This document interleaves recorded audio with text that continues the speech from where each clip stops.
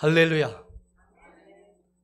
하나님의 은혜와 사랑이 늘 여러분과 함께 하시기를 주님의 이름으로 축원드립니다.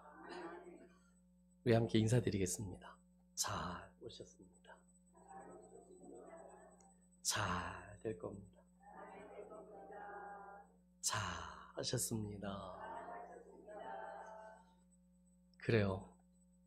지난 한 주간 잘 사신 것을 축하드립니다. 네. 오늘 하나님의 은혜가 충만해서 새롭게 시작하는 이 한 주는 더 잘 사시고 더 큰 은혜의 복의 한 주간이 되시기를 주님의 이름으로 축원드립니다.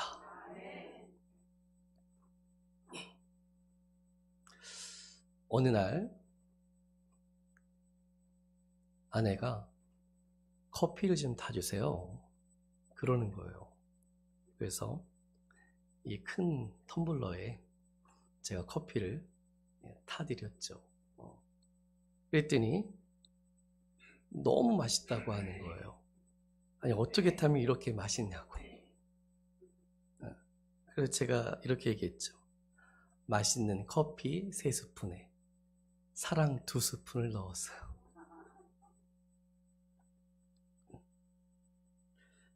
커피는 다 마셔도 사랑은 그대로 남아 있습니다.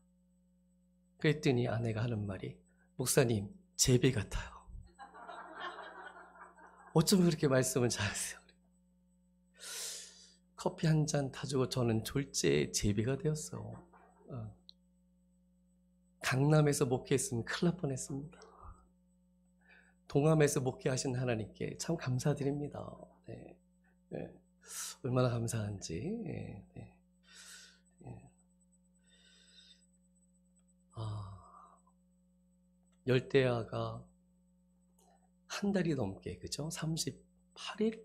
뭐 그렇게 한 40일 가까이 열대야 가운데서 우리가 지냈어요. 그죠? 아직도 낮에는 뜨겁습니다. 그렇죠? 그러나 하늘을 보면 가을이 성큼 다가왔음을 느낄 수 있어요. 그죠? 네, 가을이 빼꼼 얼굴을 내미는 것 같아요. 참, 이 가을 기대가 되는 가을입니다. 또 가을 하면 우리가 추수를 생각하게 되죠. 네, 이 가을에 좋은 열매 많이 맺으시기를 주님의 이름으로 축원드립니다. 제가 좋아하는 시 하나를 여러분에게 소개하려고 합니다. 아마 여러분도 아마 많이 알고 계실 것 같은데요. 조동하 시인의 시예요. 조동하 시인은요, 1948년 경북 구미에서 태어났고요. 1971년 전국대학 문화예술전 시조 설화로 당선이 되었습니다. 1978년 중앙일보 신춘문예에서 시조 낙함에 당선되었고, 또 조선일보에서도 첨성대가 또 당선되었고, 부산일보에서도 낙동강 이렇게 많이 당선된 분입니다. 그런데 위기가 찾아왔어요. 2006년에 당뇨병이 걸리셨대요. 아마 심하게 걸렸던 것 같아요. 그래서 그게 계기가 돼서 하나님께로 돌아왔다고 합니다. 하나님을 믿게 되었다고 하고요. 2008년도에 목회를, 신학을 하고 목회를 시작하게 되었다고 합니다. 지금은 어떤지 모르겠는데 제가 갖고 있는 책에서는 2021년도 출간한 책을 제가 갖고 있는데 거기서는 2021년 현재까지 목회를 하고 계시다. 경주 성경 침례교회 담임 목사님으로 이제 목회를 하고 계신다고 말합니다. 이분의 시 가운데서 나 하나 꽃피어 시입니다. 나 하나 꽃피어 풀밭이 달라지겠느냐고 말하지 말아라. 네가 꽃피고 나도 꽃피면 결국 풀밭이 온통 꽃밭이 되는 것 아니겠느냐. 나 하나 물들어 산이 달라지겠느냐고도 말하지 말아라. 내가 물들고 너도 물들면 결국 온 산이 활활 타오르는 것 아니겠느냐라는 그런 시입니다. 아마 여러분 많이 알고 계시는 참 좋은 시죠. 이 시는 20여 년 전에 쓰였던 시인데 아름아름 사람들의 입에서 그리고 인터넷에서 조금씩 퍼져나가다가 알려지다가 아주 그냥 폭발한 그런 때가 있었어요. 바로 안철수 의원이죠. 안철수 무소속 대통령 후보 기자 토론회 그 말미에서 이 시를 낭송함으로 엄청난 사람들이 이제 관심을 갖게 되었고 좋아라 했습니다. 그 이후에 국회의장도 이 시를 또 낭독을 했고요. 입법부 수장, 또 CEO, 금융인, 지자체 수장, 각급 단체장, 공무원, 회사원, 일반인, 초등학생에 이르기까지 가장 많이 인용하고 암송하는 시로 그렇게 알려졌습니다. 동시에 이 시가 들려주는 또 이야기하는 그 내용은 내가 먼저 변함으로써 온 세상의 변화를 이끄는 시, 이렇게 많은 사람들에게 알려지고 감동을 주었던 시입니다. 그래서 그 당시 네이버 블로그와 또 다음 카페 검색 건수를 이제 살펴보니까 적게는 11만 5천 건, 많게는 97만 8천 건에 이르게 되었다. 그렇게 이야기합니다. 참 좋은 시 같아요. 그래서 제가 좋아하는 시인데요. 그리고 이 시를 또 말씀 함께 나누고 또 본문과 또 연결되어지고 또 가을에 한번 다시 한번 생각하게 되어지고 묵상하게 되어지고 또 다른 의미가 있나 이런 생각들을 하면서 이 시를 다시 한번 들여다보고 생각하게 되었는데요. 그래서 그런지 다른 관점으로 좀 보게 되었습니다. 시인도 또 많은 사람들이 그런 관점으로 아까 말씀드린 것처럼 내가 먼저 변함으로써 온 세상의 변화를 이끄는 시, 이렇게 말씀하시는 것도 충분히 담겨져 있고요. 그 다른 의미는 또 없을까? 이런 생각을 하다가 이런 생각이 들었습니다. 첫 번째 생각은 그렇게 시를 낭송하고 또 그 시를 좋다고 사람들에게 알리는 그런 사람들의 그 마음과 생각은 어떠한가? 과연 진심으로 희생하고자 하는 마음이, 생각이 있는가? 그런 생각이 들었습니다. 다들 어떤 결과는 좋아하는데 나보다는 당신이 희생하면 이런 좋은 것들을 우리가 함께 누릴 수 있습니다.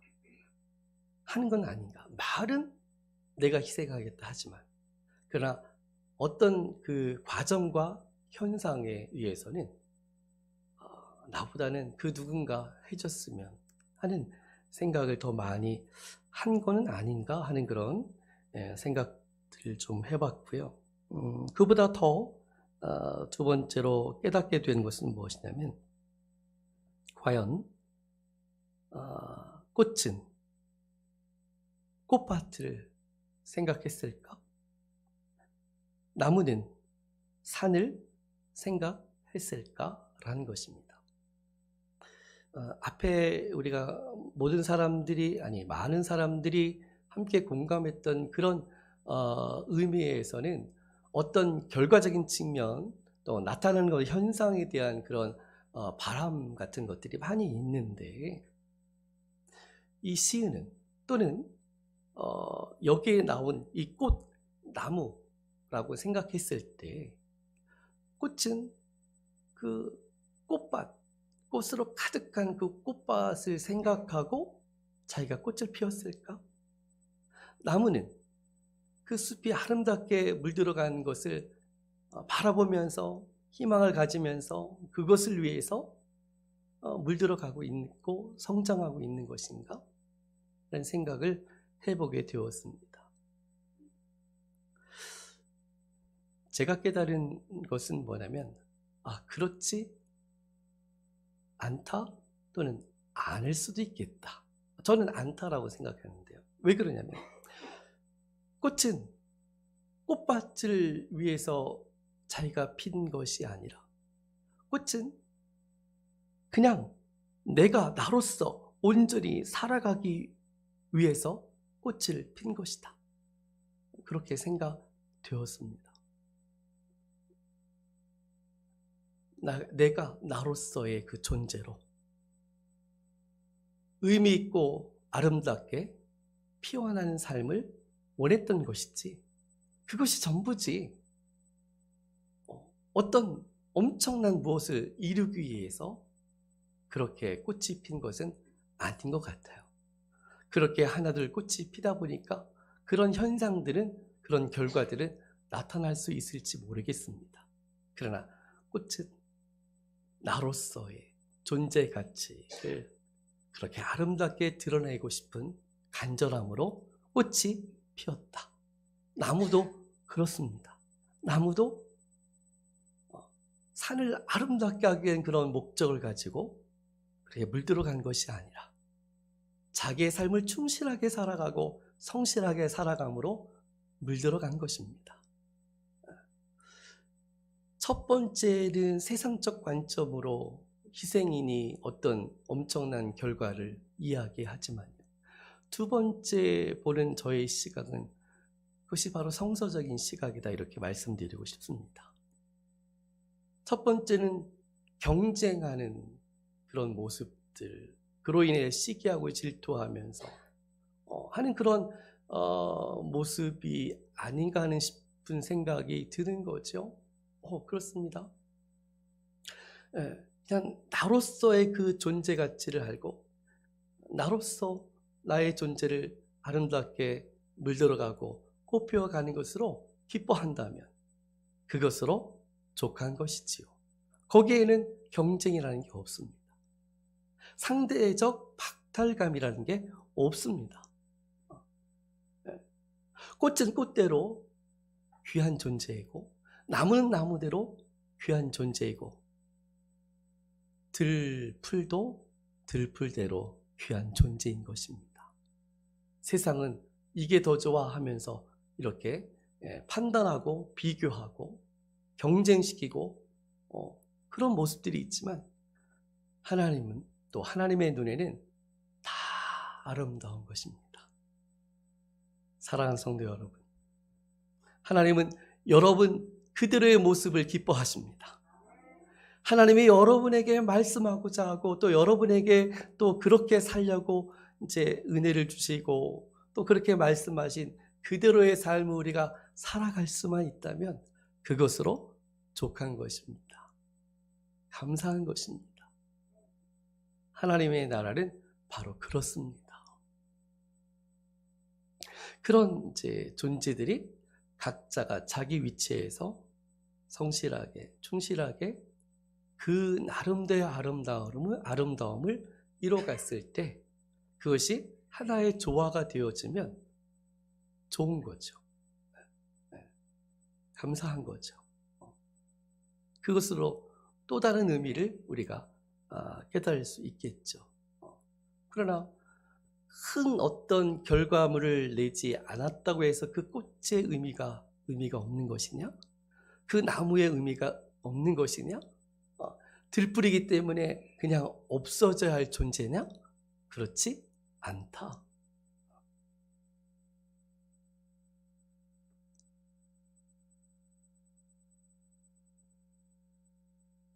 많은 사람들이, 특별히 젊은 이들이 그런 무한 경쟁의 시대에서, 그리고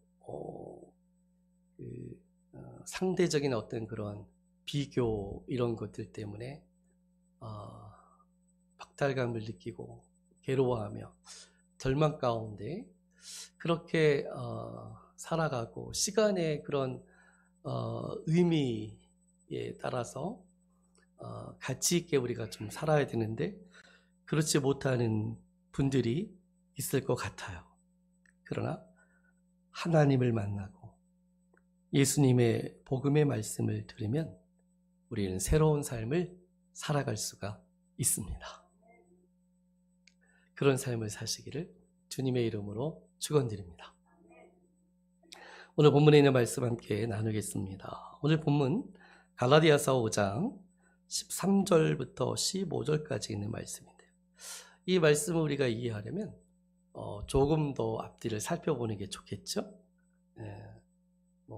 갈라디아서 전체를 보면 좋겠지만 이 전체적인 이야기를 오늘 다 나눌 수 없으니까요.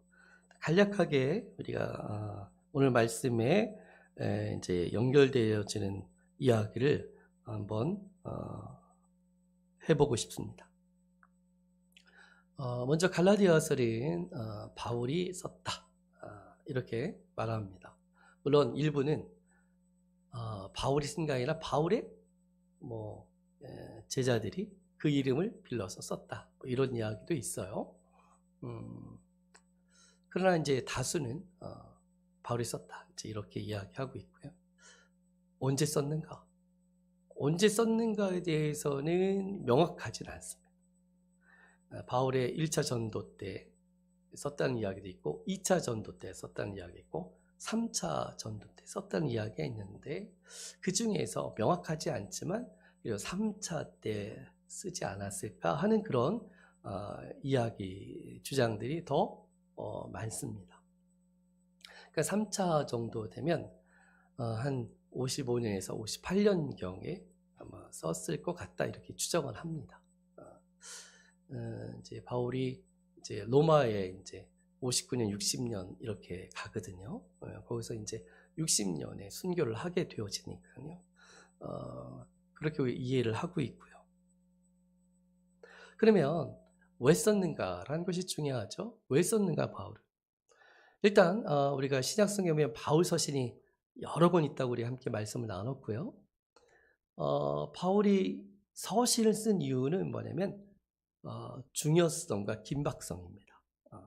아주 중요한 어떤 그 사건이라든지 문제가 있을 때, 그리고 이게 아주 긴박할 때 직접 가서 말씀을 전하고 가르치며 그 문제를 해결할 수 있으면 편지를 쓸 이유가 없겠죠.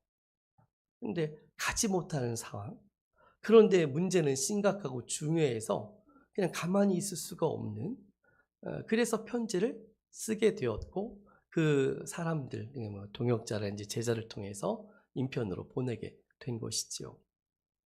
그런 서신들이 신약에 많이 있고요. 그럼 갈라디아서는 왜 썼는가? 누구에게 썼는가? 당연히 갈라디아 교인들에게 썼죠. 근데 이 갈라디아 교회는 바울의 1차 전도 여행 때에 복음을 받아들여서 세워진 것이다, 이렇게 이야기를 하고 있어요. 근데 그 지역은 이제 이방 지역이니까 대다수는 이방인들이었고요. 유대인들도 있었는데 이제 디아스포라라고 해서 유대인인데도 외국 지역에 사는 사람들을 이야기하는데 그들이 소수 있었던 것 같아요. 그래서 대부분은 이방 사람들이라 하나님에 대해서 많이 모르는 가운데 있을 때 거기에 누가 이제 들어가게 됐냐면 유대주의자, 이 사람들이 그 교회에 가가지고 이제 문제를 일으킨 거죠. 문제를 일으켰습니다. 어떤 문제를 일으켰냐면 크게 두 가지를 이제 이야기하는데, 첫 번째 뭐냐면 바울의 사도성을 부인하는 겁니다. 바울은 예수님의 사도가 아니다, 제자가 아니다, 소위 말하는 메신저를 공격하는 거죠. 그러면 그 메신저가 말하는 그 메시지, 말은 약화되고 의미가 없어지는 거죠. 이 사람이 이런데 이 사람이 말하는 이게 뭐 믿을만 하겠어?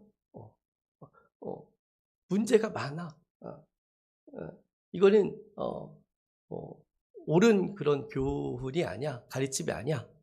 이렇게 바울을 직접적으로 공격을 한 거죠. 사도성의 문제를 가지고. 근데 두 번째 이 유대주의자가 한 것이 뭐냐면 율법을 강조한 거야. 율법을 강조하면서 율법을 지켜야 구원을 받을 수 있다라고 말하는 거예요. 바울은 어떻게 얘기한 거예요? 아니다. 우리가 구원을 받으려면 죄 사함을 받으려면 예수님을 믿으면 된다. 복음을 듣고 예수님을 믿으면 누구든지 다 구원을 받는다. 그 가르침이거든요. 근데 그게 맞는 거예요. 맞는 거예요. 근데 이 율법주의자들은 그 주장, 바울의 사도성과 율법을 강조한 이 유대주의자들이 결국에는 이제 여러 가지 갈라디아 교회 성들을 혼란케 만들었고 큰 문제가 발생되었습니다. 이걸 조금 제가 읽어드리도록 하겠습니다. 바울의 사도성을 부인하고 율법을 강조하는 유대주의자들이 갈라디아 교회 성도들을 혼란에 빠지게 했습니다. 그들은 이방인 성도들이 예루살렘 교인들과 마찬가지의 길을 걸어가고 그들이 구원을 함께 상속받을 자, 즉 하나님의 동일한 백성으로 인정을 받으려면 할례를 받아야 한다고 주장했습니다. 예를 들어 이렇게 설명하는데요. 이제 구약에 보면 이제 아브라함 때부터 이제 할례를 하게 되었잖아요. 그래서 그 할례를 통해서 하나님과 아브라함 또 아브라함의 자손들의 관계를 이제 맺은 거죠. 그래서 하나님은 그 이스라엘의 하나님이 되고 또 이스라엘 백성, 제 아브라함의 자손들은 이제 하나님의 이제 백성이 되어지고 이런 부분입니다. 하나님은 이스라엘의 하나님이 되어지고 또 이스라엘 백성들은 하나님의 백성이 되는 그런 할례를 받았을 때 아브라함과 함께 있던 자녀들 말고 가족들 말고 함께 일했던 사람들 가운데 이방인들이 있었어요. 그들도 이제 하나님을 믿고자 하면 섬기고자 하면 그들도 할례를 했거든요. 그래서 그 아브라함 자손 유대인들에게 편입된 것이죠. 그걸 이제 주장하는 겁니다. 그게 이제 계속해서 아브라함 그 이후의 시대에도 계속 진행이 됐던 것인데요. 즉 율법을 지키고 그 중에 이제 할례를 받아야 구원을 받는다. 예수 복음을 믿는 거 가지고 안 된다. 반드시 율법을 지키고 특별히 할례를 꼭 받아야 구원을 받는다. 이제 이런 주장을 한 거예요. 그때 그런 것처럼 이제 너희들도 당신들도 그렇게 해야 된다. 그래야 구원받을 수 있다. 이런 이야기인데 그 결과 갈라디아 교인들은 할례와 아울러 절기를 지키는 것과 같은 유대적 관습들을 받아들여야 할 위기에 처하게 되었습니다. 그러나 바울은 갈라디아 교인들에게 율법에 의해 기독교인이 된 것이 아니라 성령에 의해 기독교인이 되었다라고 말하고 있습니다. 그게 이제 갈라디아에서 이야기하는 거예요. 따라서 율법으로 돌아가는 것은 마음이 미혹되었다는 증거다라고 갈라디아서 3장에서 이야기하고 있습니다. 아브라함이 받았던 복은 율법으로 말미암은 것이 아니라 믿음으로 말미암은 것이다. 또 율법은 저주를 가져다 줄 뿐 아니라 그리스도는 우리를 위하여 저주를 받으심으로 우리가 받을 저주를 제거해 주신 분이시다. 이렇게 말씀하고 있습니다. 갈라디아서 3장에서 바울이 이야기하고 있습니다. 그래서 바울은 갈라디아서에서 율법과 복음에 대한 이야기를 하면서 율법으로 구원을 받는 것이 아니라 복음으로, 그것을 믿음으로 구원을 받는다, 이렇게 말하고 있습니다. 왜 율법으로 구원을 받지 못하냐면 율법을 다 지킬 수 없기 때문에 그렇습니다. 전제가 뭐냐면 사람들은 죄인이다, 죄를 짓는다, 죄를 갖고 있다, 이렇게 말합니다. 그래서 죄가 있다라는 것은 뭐냐면 결국 불완전한 존재다, 한계가 있는 존재다. 그러므로 온전치 못하기 때문에 그 율법을 다 지켜 행할 수가 없다, 이렇게 말하고 있는 거예요. 그러니 율법을 다 지켜야 구원을 받는데 그렇지 못하기 때문에 구원을 받을 수가 없는 것이죠. 그래서 누가 필요하다? 예수 그리스도가 필요했던 것입니다. 죄 없으신 그분이 우리의 모든 죄를 친히 담당하시죠. 희생 제물이 되셔서 번제로 드리게 된 것이죠. 그게 십자가의 죽으심이죠.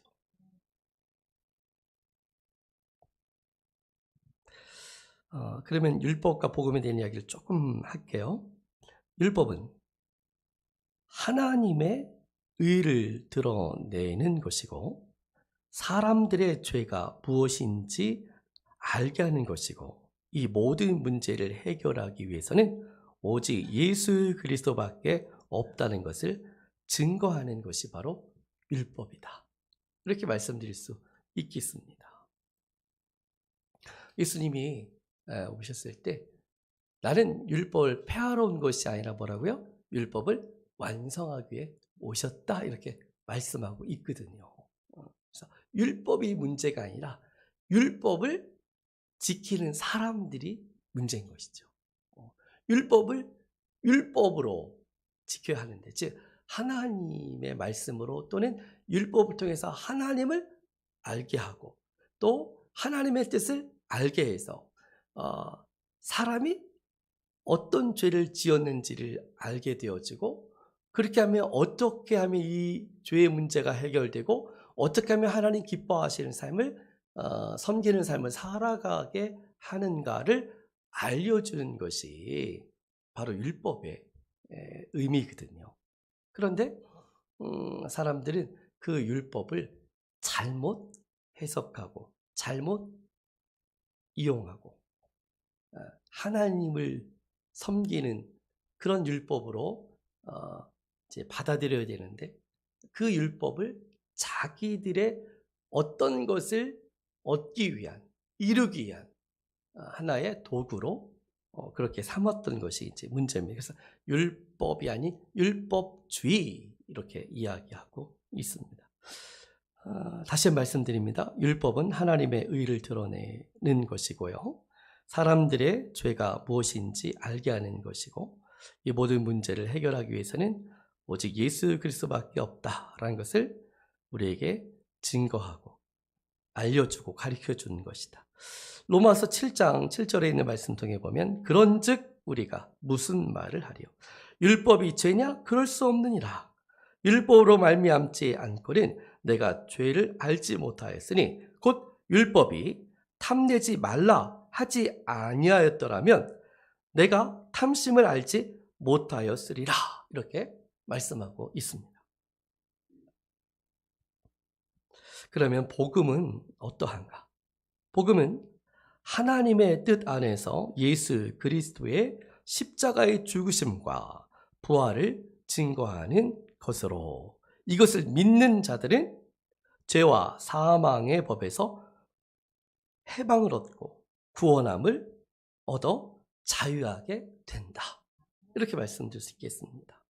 갈라디아서 2장 16절을 보니까 이렇게 말씀하십니다.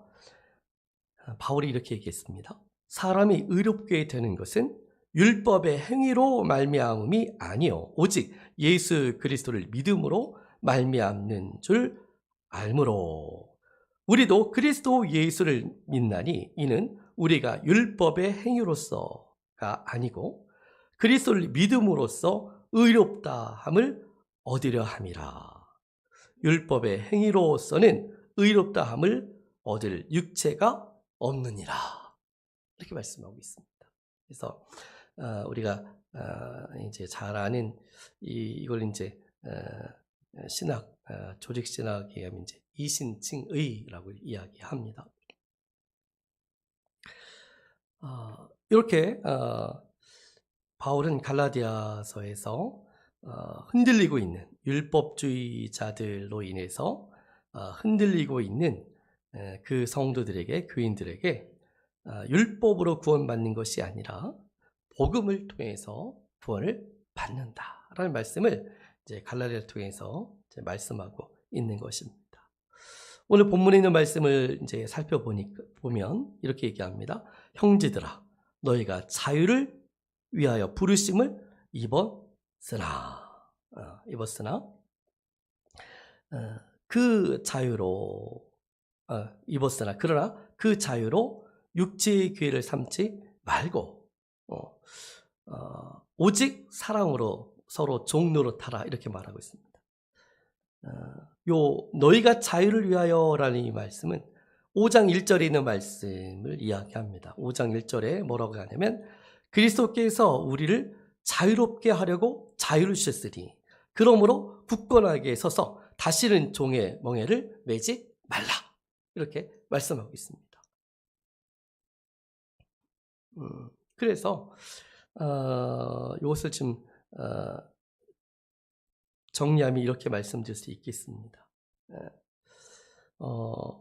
예수 그리스도의 복음을 듣고 믿는 사람에게 구원을 얻게 되지요. 구원을 얻었다 하면 뭐냐면 죄와 사망에서 해방되었다, 자유자가 되었다라는 말이고요. 이 자유로운 자가 된 사람은 즉 죄와 사망에서 자유롭다는 것은 결국 뭐냐면 이제 구원받은 자를 이야기하고 새로운 존재가 되었다는 이야기를 하는 것입니다. 그런 사람은 이제 어떻게 살아야 되는가? 사랑하며 살아야 한다. 오늘 말씀 제목이 뭐예요? 오직 사랑으로입니다. 구원받은 자, 그리스도의 복음을 듣고 구원받은 자는 어떤 삶을 살아야 된다고요? 사랑의 삶을 살아야 된다. 그래서 성경에서 말하는 이 자유는 오늘 본문에도 그 얘기했지만요. 이 자유를 육체의 기회를 삼지 말고 이렇게 얘기하잖아요. 즉 일반적으로 자유에 대한 이야기는 내가 마음껏 자유롭게 할 수 있는 것을 이야기한다고 우리가 말할 때 내가 하고 싶은 건 마음껏 할 수 있는 자유를 이야기한다고 했을 때 그것은 세상에서 결국에는 모든 사람이 다 자기가 하고 싶은 대로 다 하게 되어지면 부딪힐 수밖에 없잖아요.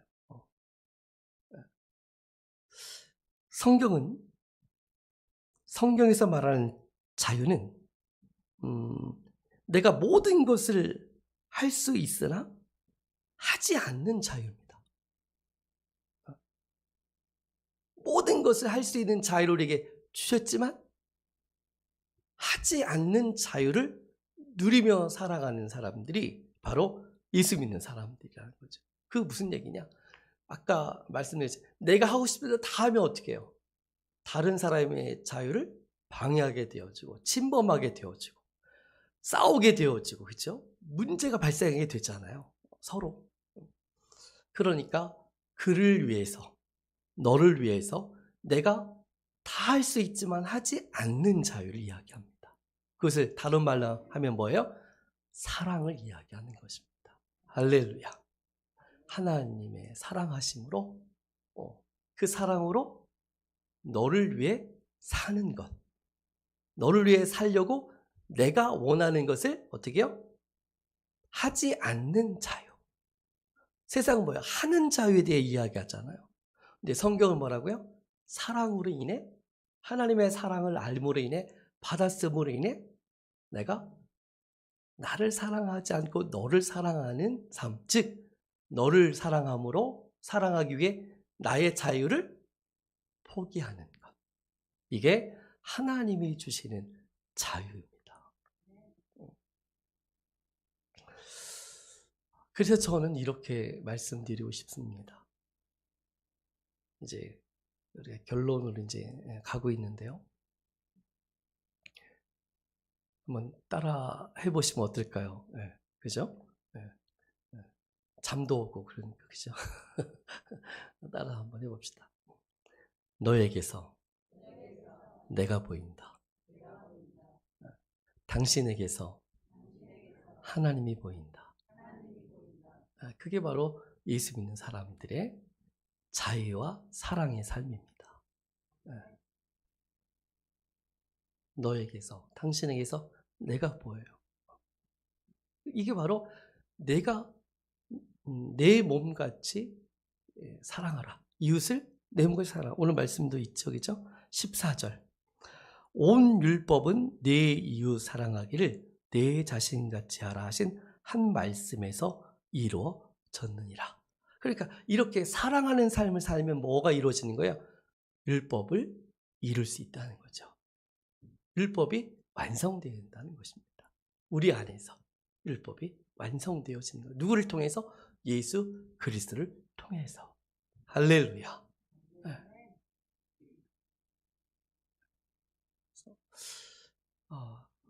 우리가 사람들을 볼 때, 가족을 보고 또 여러 이제 주변 사람들을 볼 때, 그 사람들의 여러 가지 문제점을 보지 않고 그 속에서 나를 발견하고, 때로는 나의 모난 점을 발견할 수도 있고요. 또 나의 아름다운 모습을 그에게서 또 발견할 수도 있겠죠. 또 그에게서 또 하나님의 그 사랑과 은혜와 또 하나님의 그 아름다운 모습을, 선한 모습을 우리가 발견할 수 있겠죠. 그게 가능한 것은 하나님의 사랑으로 가능한 것입니다. 예수 그리스도의 복음을 믿음으로 가능한 것입니다.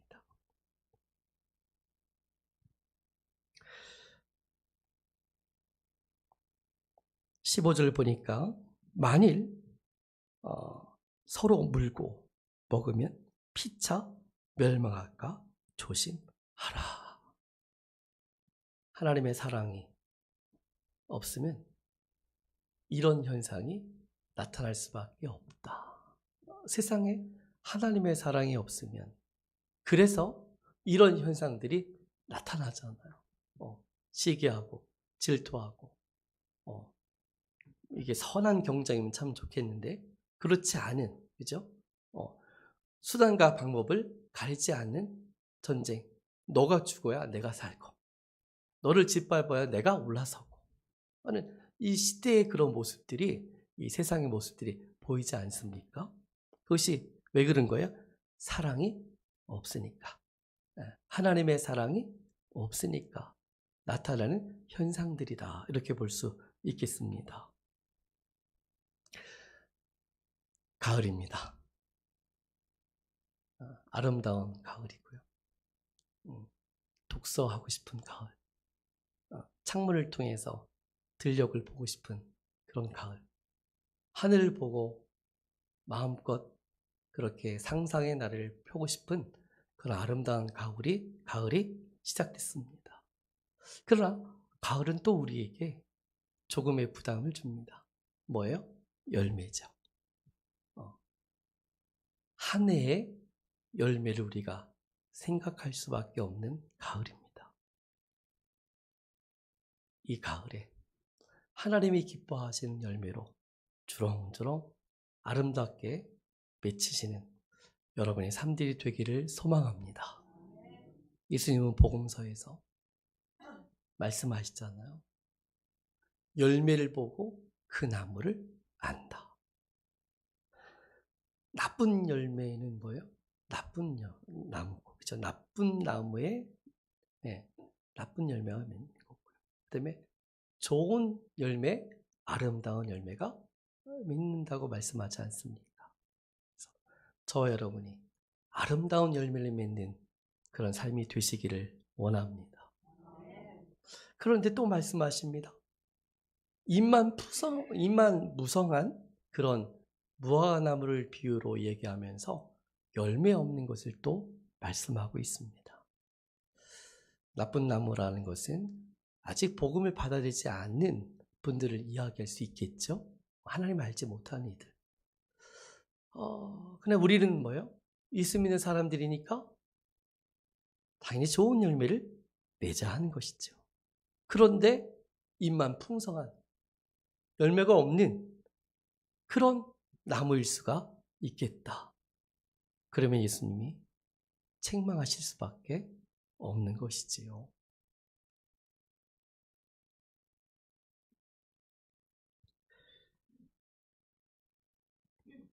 오직 사랑으로 아름다운 열매를 맺히시는 여러분 되기를 소망합니다.